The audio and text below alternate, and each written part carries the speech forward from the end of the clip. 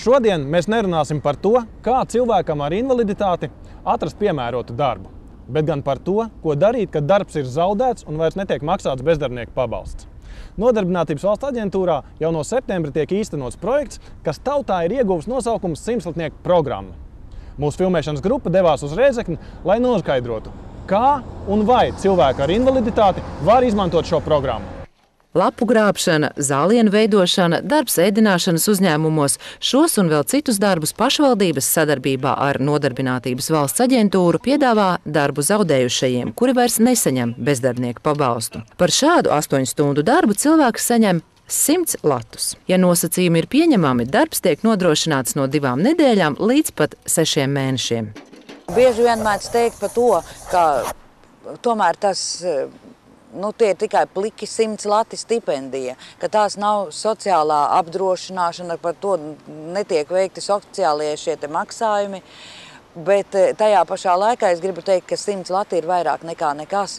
Un ja cilvēks mājās atnes šos 100 latus, tomēr par to var nopirkt gan maizi, gan pienu, gan varbūt arī bērniem kādu apģērba gabalu.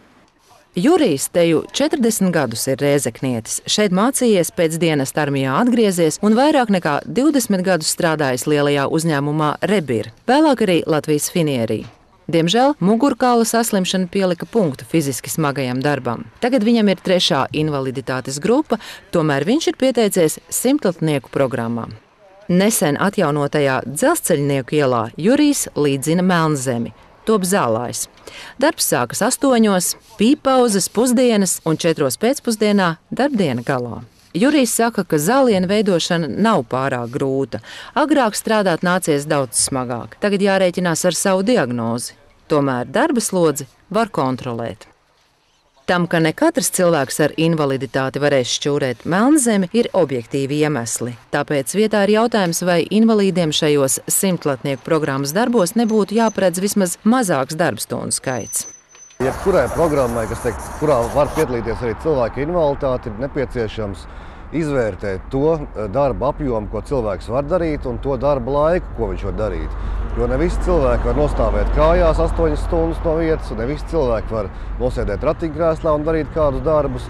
Un, līdz ar to katrā darbā, katrā programmā ir nepieciešama šī individuālā pieeja cilvēkiem ar invaliditāti. Izvērtējot katru cilvēku atsevišķi attiecībā par to darbu, ko viņš dara, un to laiku, cik ilgā laikā viņš to izdara. Jo arī mūsu pieredze rāda, ka ne visi cilvēki var vienā laikā izdarīt vienu un to pašu darbu, un arī ne visi cilvēki var darīt to darbu, kaut arī tīri vizuāli izskatās, ka cilvēks ir spēka gados un viņam nekas varētu nekaitēt, bet tomēr tā invaliditāte viņam nosaka to, ka viņš nevar darīt, piemēram, celt smagu kaut ko vai pieliekties tik daudz reizes, cik ir nepieciešams šī darba specifikai vai kaut kā tam līdzīgi. Vai 100 lati par darbu mēnesī ir daudz vai maz? Vai tas ir pēdējais salmiņš, pie kā tverties, vai motivācija meklēt labāk atalgotu darbu?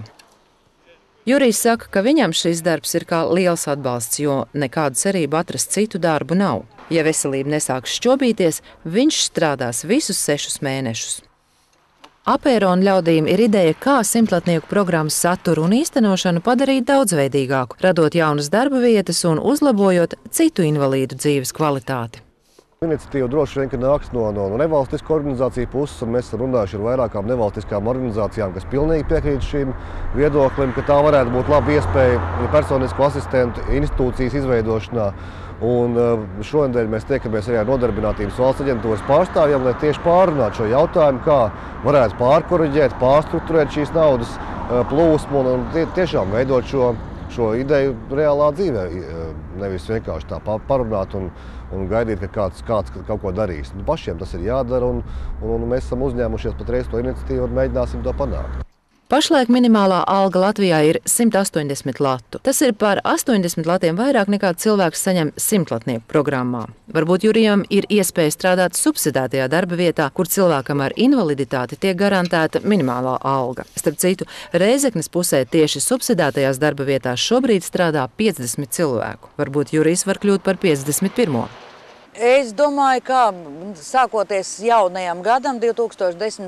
gadā, atkal būs jauns piedāvājums šī subsidētajai nodarbinātībai. Un darba devēji varēs pieteikties atkal. Tāpat, ja būs interese no šiem te invalīdiem, kuri būs izteikuši vēlmi strādāt konkrētajā profesijā, tad mūsu uzdevums būs vienkārši savest kopā darba devēju ar šo te darba ņēmēju invalīdu.